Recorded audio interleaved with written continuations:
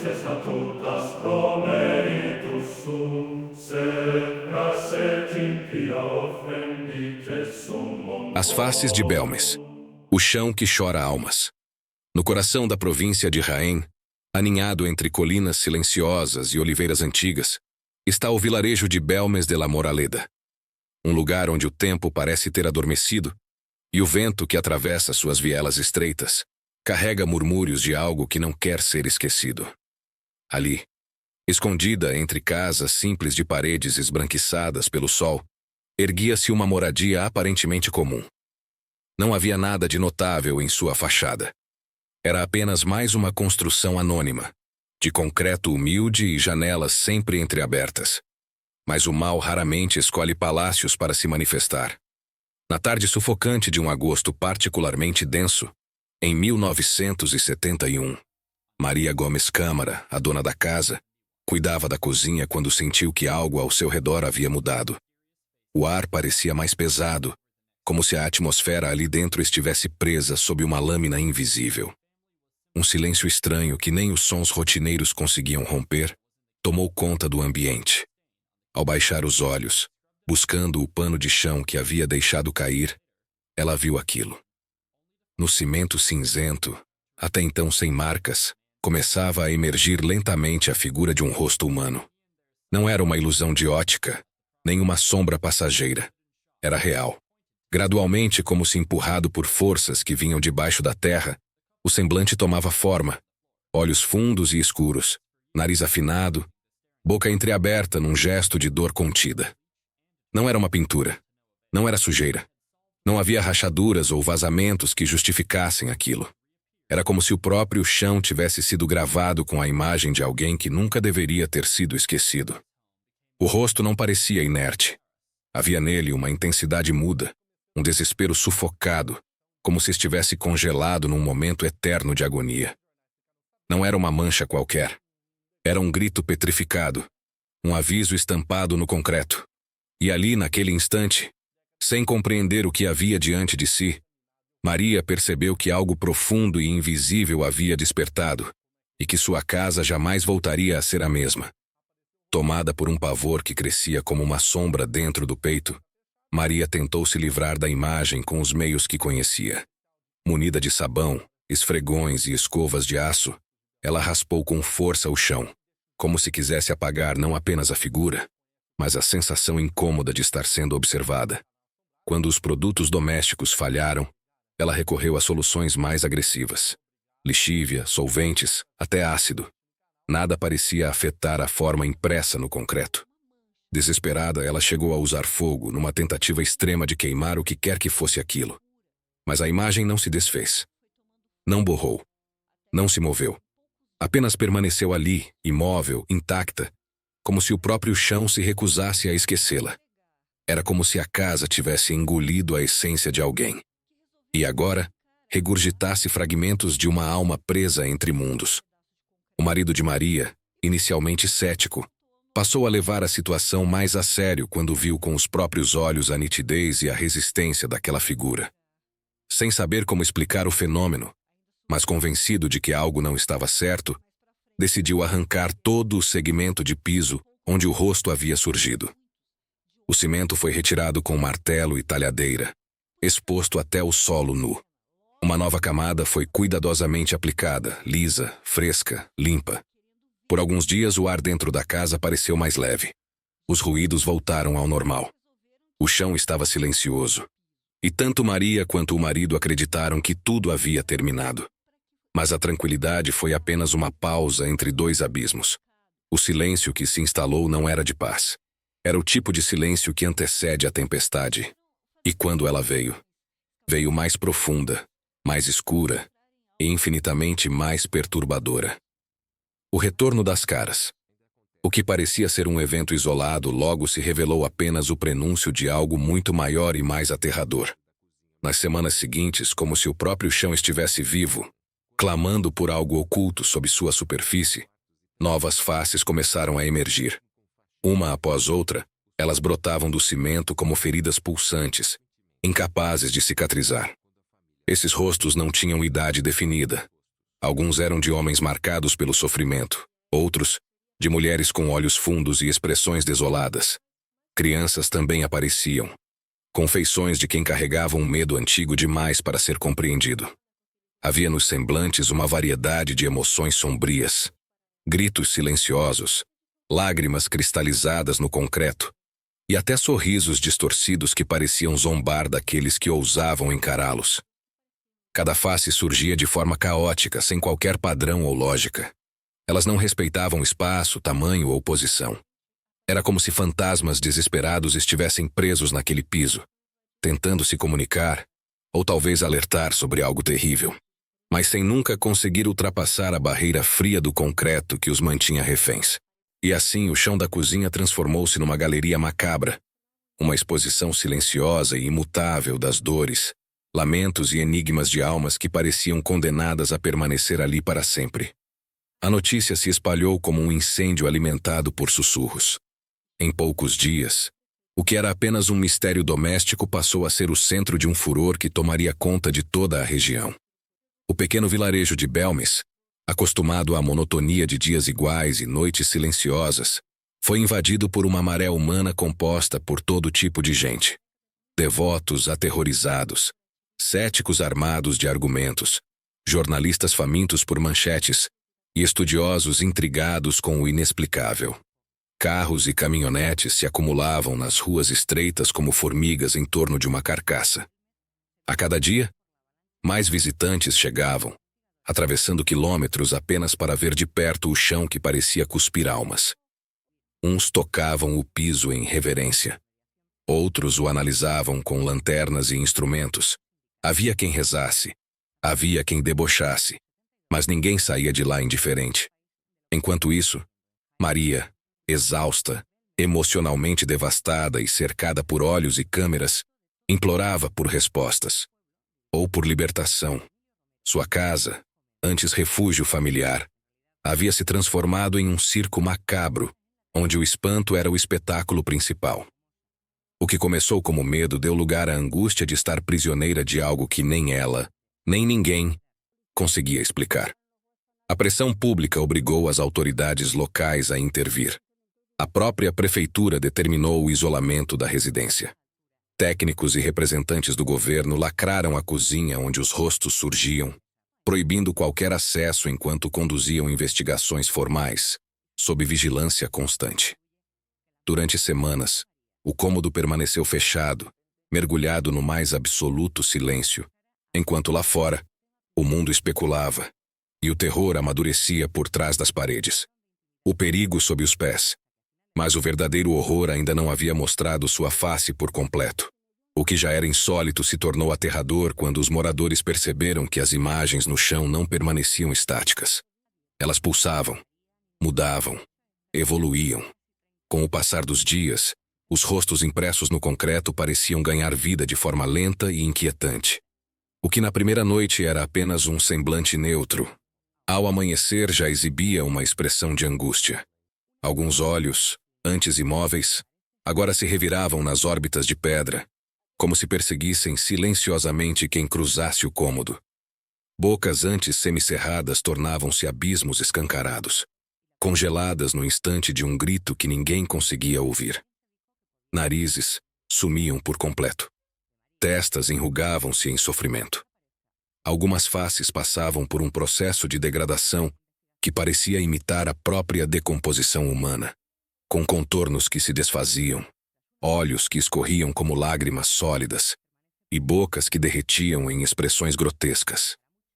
Era como se estivessem apodrecendo, mesmo nunca tendo sido vivas. O mais assustador é que essas alterações ocorriam diante dos olhos das testemunhas, em tempo real.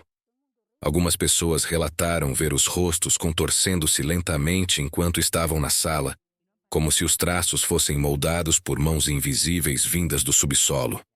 Não eram apenas aparições.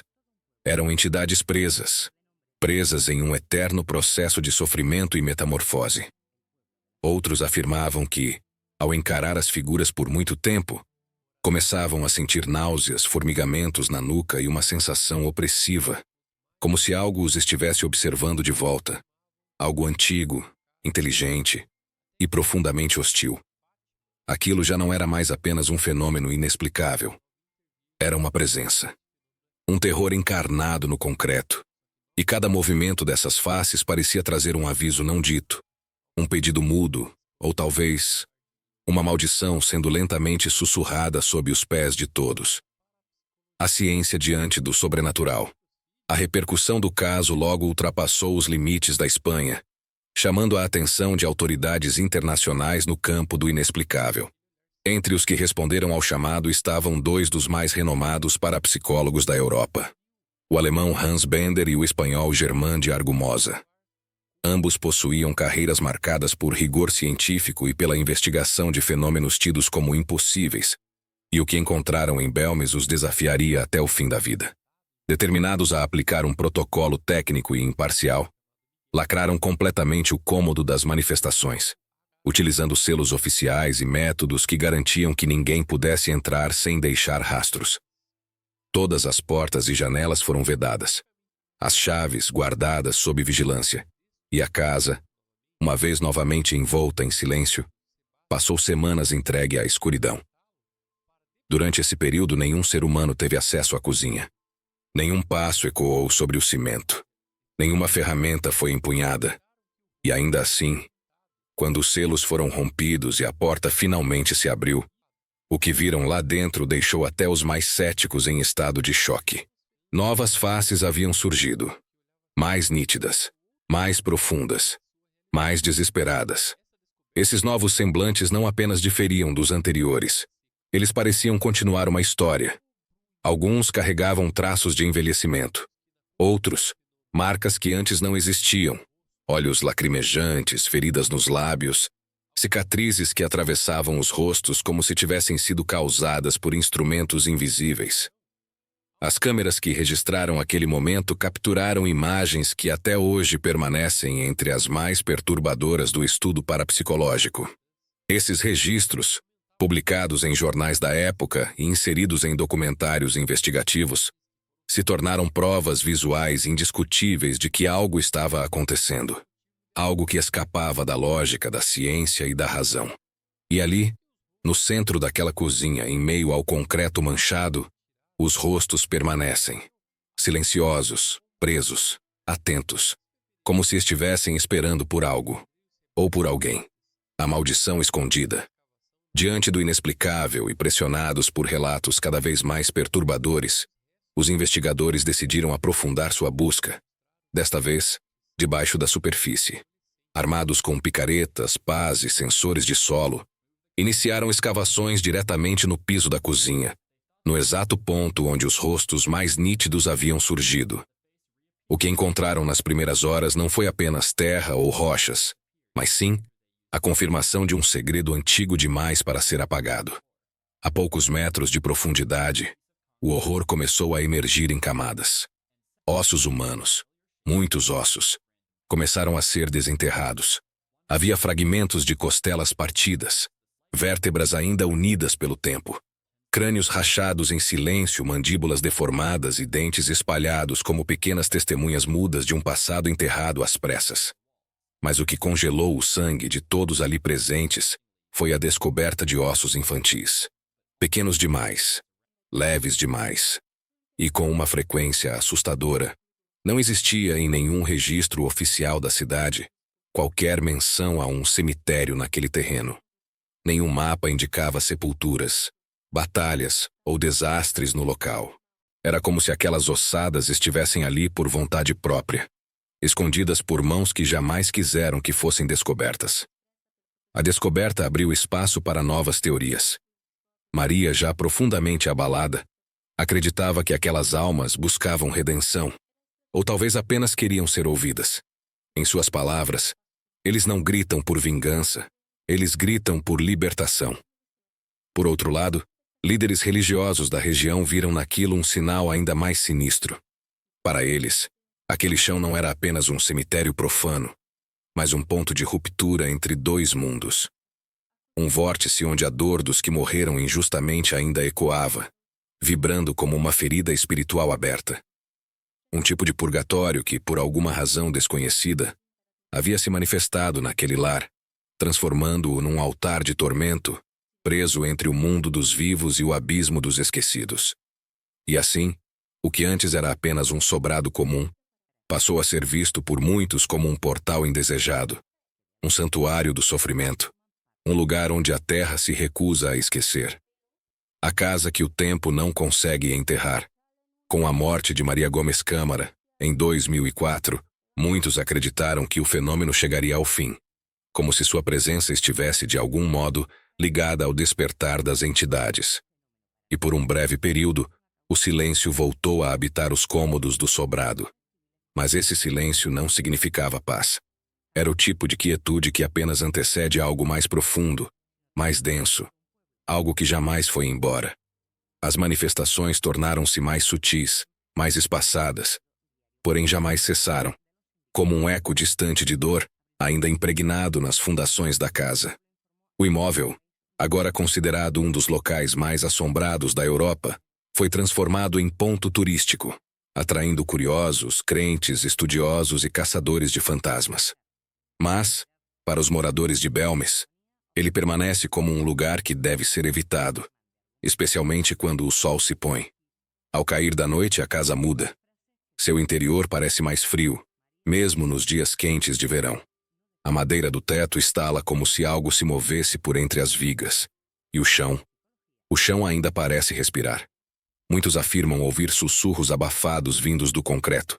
Vozes roucas, distorcidas, que murmuram frases incompreensíveis, como orações perdidas, preces interrompidas por uma agonia sem fim. Visitantes relatam experiências físicas intensas ao pisar sobre determinadas faces. Sensações de vertigem, calafrios, náuseas e, em alguns casos, desmaios súbitos, como se a energia do lugar drenasse suas forças. Animais de estimação, especialmente cães, recusam-se a cruzar a soleira da porta. Latem, rosnam para o vazio, ou simplesmente recuam, paralisados com os pelos eriçados.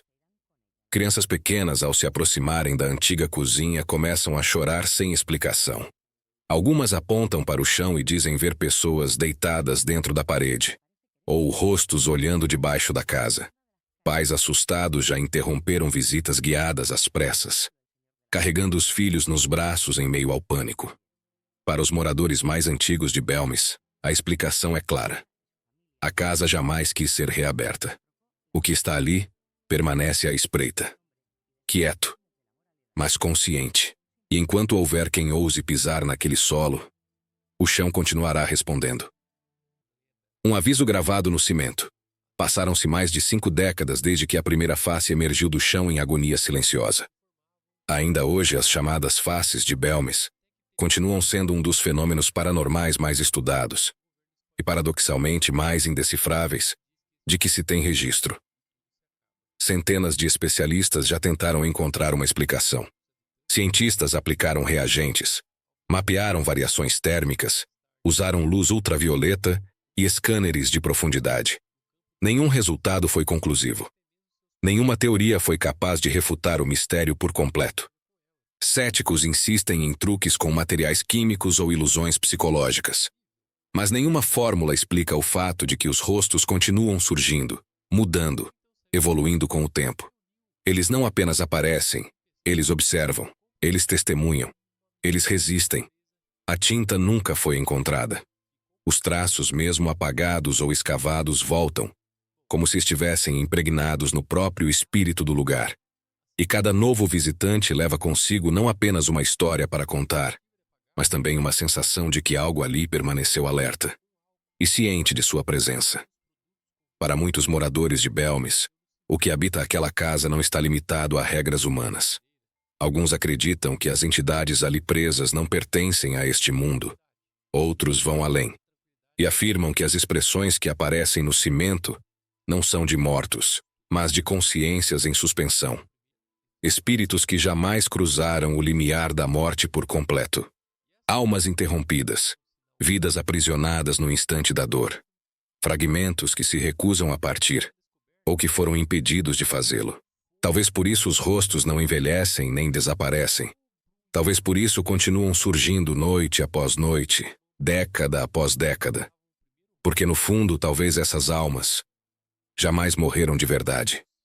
E se um dia, ao olhar para o chão da sua casa, você visse um rosto olhando de volta? O caso das faces de Belmes não é uma simples lenda urbana. Não é um boato espalhado por vilarejos supersticiosos. É um fenômeno documentado, estudado e ainda sem explicação definitiva. Enquanto alguns se escondem atrás de teorias e negam o sobrenatural, o concreto de Belmes continua a gritar em silêncio. Os rostos ainda estão lá, mudando, observando, esperando. Talvez, no fim das contas, a pergunta certa não seja o que são essas faces, mas sim, por que elas continuam surgindo? E o mais assustador, quem será o próximo rosto a aparecer no chão? Porque se há uma verdade que assombra esse mundo, é que alguns lugares não estão apenas amaldiçoados, eles são prisões para almas que nunca conseguiram partir. E quando o mal é enterrado vivo, ele aprende a sorrir pelo concreto. Se você teve coragem de assistir até aqui, saiba que nem todos conseguem, mas você chegou. E agora faz parte daqueles que conhecem um segredo que muitos preferem ignorar. Inscreva-se no canal News Web Doc, se quiser continuar explorando os casos mais sombrios, sinistros e ocultos da história real. Ative o sino, ou corra o risco de perder histórias que o mundo quer manter enterradas. Deixe seu comentário. Você acredita que aquelas faces são manifestações do além? Ou há algo ainda mais profundo que não compreendemos? Sua opinião pode ser a chave para desvendar o próximo mistério. E lembre-se, alguns vídeos você assiste, outros você nunca mais esquece.